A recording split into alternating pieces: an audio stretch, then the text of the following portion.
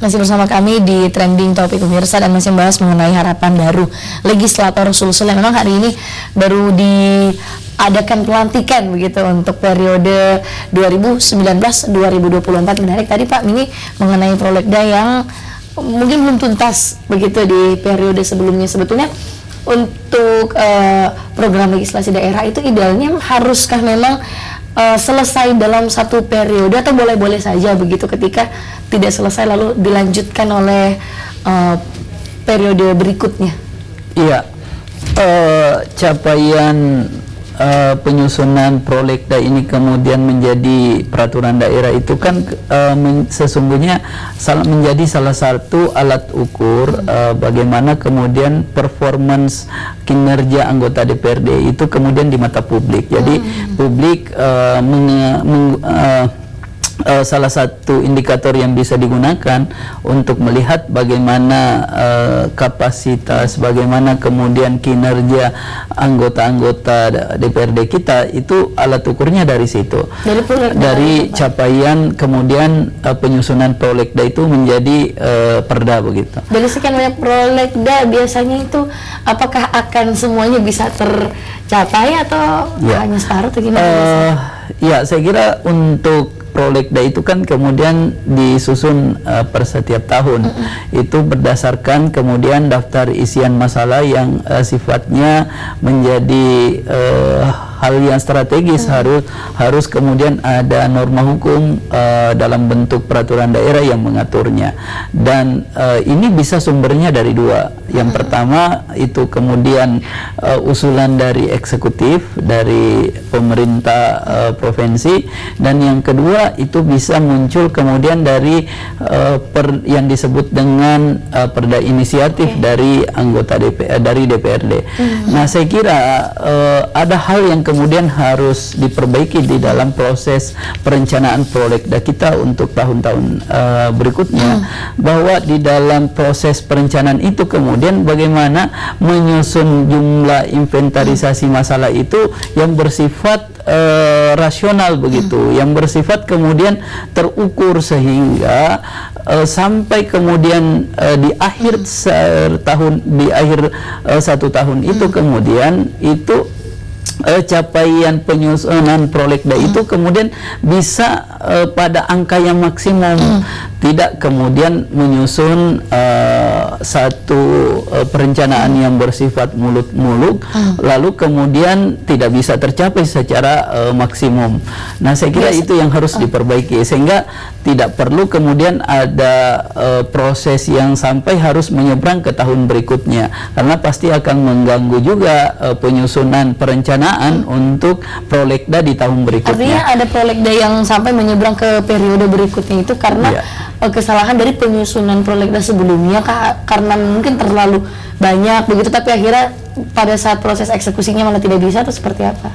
Iya, kita tahu ya bahwa untuk penyusunan rancangan peraturan daerah itu dari aturan sebelumnya kemudian ke aturan yang baru ini sekarang itu memang ada proses yang lebih panjang di aturan yang baru ini. Kalau kemudian di aturan yang baru sekarang ini harus ada tahapan yang disebut dengan sinkronisasi aturan di kementerian, dan ini yang tidak ada di aturan sebelumnya. Dan ini kemudian memakan waktu yang panjang. Ini pasti kemudian menjadi salah satu alasan kenapa jumlah target prolegda yang kemudian bisa dihasilkan menjadi perda itu menjadi sangat minim sekali, karena ada proses tahapan yang berjalan di kementerian, sinkronisasi aturan. Kementerian Dalam Negeri akan melihat apakah kemudian ramperda ini tidak bertentangan dengan aturan-aturan yang ada di tingkat atasnya. Apakah kalau kemudian perda ini dijalankan bisa efektif kemudian atau tidak. Nah, ini ada penilaian-penilaian di Kemendagri. Kalau kemudian proses penilaian, proses sinkronisasi, evaluasi, proses penilaian dari Kemendagri ini memakan waktu yang panjang, ya pasti kemudian targeting untuk sampai pengesahan perda, ramperda itu menjadi perda itu pun menjadi terlambat untuk satu perda. Nah, saya kira ini harus diantisipasi. legislasi, sehingga di proses perencanaan itu kemudian harus dilihat isi daftar isian inventarisasi masalah itu betul-betul yang sangat-sangat urgent dilihat dari sisi keterdesakan program atau bagaimana. Dan saya kira ini kemudian yang kedua, problem klasik biasanya juga di DPRD adalah bagaimana kemudian semua biasanya kan kemudian ada untuk pembentukan satu ramperda seperti itu ada pansus ya. Nah, bagaimana kemudian panitia yang kemudian bekerja untuk membentuk ramperda itu betul-betul bisa fokus di dalam menjalankan tugas-tugas untuk proses percepatan pembentukan peraturan daerah itu, karena biasanya anggota DPRD itu kan kemudian memiliki aktivitas yang luar biasa padat, sehingga kadang kemudian ini menjadi hambatan-hambatan juga sesungguhnya, mana lagi kemudian ada proses masa reses yang harus berjalan berapa tahapan dalam 1 tahun anggaran, dan saya kira ini akan sangat mempengaruhi kemudian bagaimana kecepatan penyelesaian satu prolegda itu menjadi perda. Artinya dari prolegda ini sebetulnya dia berjalan di masyarakat itu dari segi mananya yang dilihat, dari kualitasnya kah atau kuantitas? Karena kan kita lihat sekarang ramperda ada yang sudah berjalan tapi yang ramperda banyak begitu tapi tidak berjalan, atau mungkin ada yang sudah disahkan jadi perda tapi tidak berjalan juga begitu. Ya, saya kira dua-duanya harus kemudian menjadi variabel yang diperhitungkan. Bagaimana kemudian satu perda yang dibahas sampai pada proses penetapan itu kemudian memiliki nilai efektivitas untuk mengatur, untuk kemudian mengagregasi masyarakat. Dan ini saya kira yang harus betul-betul diperhatikan oleh pembentuk perda ya, dalam hal ini kemudian DPRD, bahwa perda-perda yang kemudian ingin diproduk oleh DPRD ini juga harus kemudian diperhitungkan betul-betul secara cermat dan tepat terkait bagaimana aspek-aspek kan di dalam proses legal drafting itu kemudian ada aspek yang terkait dengan filosofi kenapa perda ini harus hadir, aspek sosiologis kenapa kemudian perda ini harus hadir, kemudian aspek yuridisnya bagaimana, aspek kemanfaatan lainnya bagaimana, dan ini betul-betul saya kira harus konkret sehingga perda ini nantinya betul-betul memiliki nilai yang bisa kalau diimplementasikan itu betul-betul memberikan efek yang positif bagi masyarakat, dan juga bisa kemudian betul-betul menjadi perda yang bukan tumpul ya, dia bisa betul-betul menjadi perda yang memiliki nilai kemanfaatan bagi hal yang diaturnya. Dan saya kira ini ya, dan ini juga menjadi proses introspeksi secara kompetensi personality bagi anggota DPRD, bukan hanya Provinsi Sulawesi Selatan, semua anggota DPRD. Bagaimana kemudian meningkatkan level keterampilan dan pengetahuan terkait legal drafting ini. Dan kita paham bahwa legal drafting itu apakah memang mereka sudah ada pengetahuan lebih mengenai itu, atau memang belum sampai akhirnya banyak perda yang kita lihat sepertinya tidak berjalan sebagaimana mestinya. Ya, kita paham ya, kita tahu anggota DPRD misalnya Provinsi Sulawesi Selatan yang dilantik tadi ini kan kemudian memiliki latar belakang, memiliki kemudian tingkat pendidikan, memiliki kemudian background pengalaman organisasi yang bermacam-macam, yang heterogen, sehingga saya kira ini menjadi hal yang sifatnya juga penting dan mendesak untuk bagaimana menaikkan kapasitas personality dari anggota DPRD ini di dalam hal pengetahuan terkait dengan apa yang menjadi tugas pokoknya. Dan itu harus dalam waktu yang cepat juga begitu. Ada proses adaptasi yang harus berjalan secara cepat, khususnya bagi wajah-wajah baru yang kemudian menghuni DPRD provinsi ini. Bagaimana mereka kemudian memiliki perangkat pengetahuan yang dibutuhkan untuk menjalankan tiga fungsi mereka. Fungsi terkait dengan legislasi, di situ kemudian dituntut pengetahuan tentang legal drafting, bagaimana menyusun peraturan daerah yang baik, bagaimana kemudian hal-hal yang harus diperhatikan dalam proses penyusunan norma. Kemudian yang kedua, kemampuan di dalam menjalankan fungsi budgetingnya. Nah, pengetahuan tentang bagaimana penyusunan anggaran itu kemudian dilakukan, bagaimana kemudian meletakkan anggaran itu secara proporsional misalnya dalam setiap SKPD. Kemudian yang ketiga, pengetahuan yang terkait dengan fungsi pengawasan controllingnya. Dan saya kira ini yang menjadi tantangan bagi DPRD itu, karena kemudian dia harus mengawasi SKPD yang merupakan unsur penyelenggara pemerintahan yang kadang dari sisi sumber daya manusia khususnya, eksekutif ini kemudian punya kapasiti sumber daya manusia yang lebih karena mereka birokrat ya. Mereka kemudian mengikuti proses proses pelatihan, proses-proses yang sifatnya. Nah, ini bagaimana anggota DPRD bisa menaikkan level mereka sehingga ketika berhadapan dengan SKPD ini bisa memberikan kontribusi begitu, bisa kemudian beradu argumentasi dengan nalar yang kuat begitu.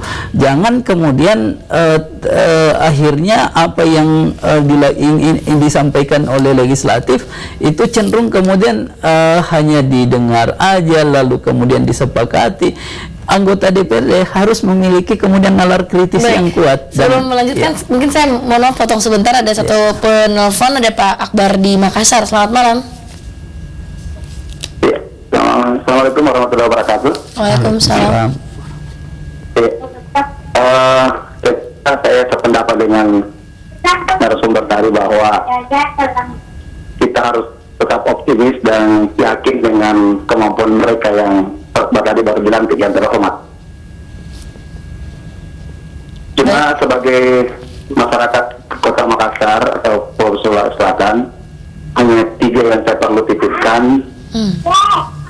Pertama, tetap jalankan fungsinya sebagai anggota dewan, mengawasi birokrasi, dan kemudian yang kedua, tetap menjadi wakil rakyat, bukan wakil partai.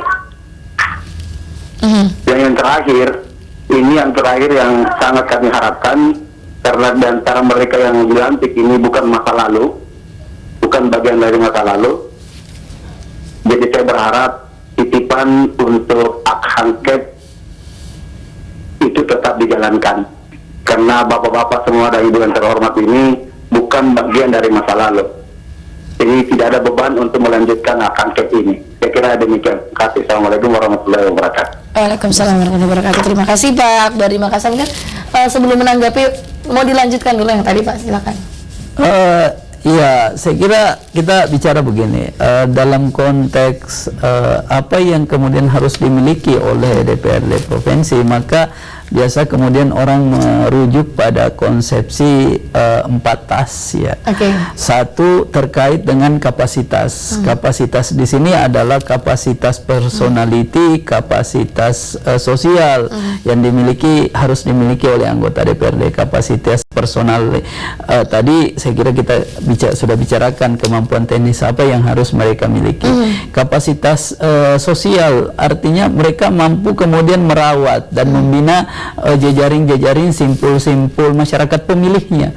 Ini saya kira harus kemudian anggota DPRD lebih banyak focusing turun untuk bersama-sama menangkap aspirasi apa yang kemudian menjadi hal-hal yang perlu diperjuangkan di dalam proses pembentukan kebijakan-kebijakan daerah. Kemudian yang kedua terkait dengan integritas. Integritas ini terkait bagaimana kemudian anggota DPRD kita bisa menata perilaku mereka, menjaga sikap mereka, menjaga attitude mereka.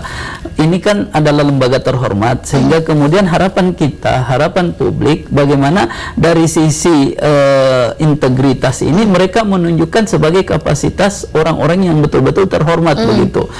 Kemudian yang ketiga aspek loyalitas. Nah, saya kira loyalitas tadi sudah disinggung ya oleh penelpon tadi, bahwa dari aspek loyalitas ini kemudian memang anggota DPRD itu kan loyalitasnya ganda begitu. Dia harus loyal kepada partai, karena kemudian partai yang mengirim dia untuk kemudian dipilih oleh masyarakat, dan juga harus tetap dia harus tetap loyal juga kepada konstituen masyarakat pemilihnya. Artinya begitu. seperti disampaikan tadi, tetap jadi wakil rakyat dan juga wakil partai, tapi lebih cenderung harusnya ke masyarakat. Kalau kemudian partai politik kita tumbuh menjadi instrumen politik yang sehat, kan kemudian tidak ada benturan apa yang disuarakan oleh publik dengan apa yang menjadi kehendak partai, itu tidak bisa kemudian dibuat secara berhadap-hadapan begitu. Harusnya apa yang kemudian ingin diperjuangkan oleh partai politik yang menjadi platform perjuangan bagi anggota-anggotanya yang ada di parlemen itu kemudian harus bersesuaian dengan apa yang menjadi kepentingan dan apa yang menjadi keinginan dan kepentingan publik. Ya, cuman memang masalahnya pada beberapa konteks-konteks masalah yang muncul seakan-akan bahwa apa yang menjadi kehendak partai-partai yang khususnya kemudian disebut sebagai partai yang memiliki kekuasaan ini itu kadang kemudian berbeda dengan apa yang menjadi aspirasi dan kepentingan publik.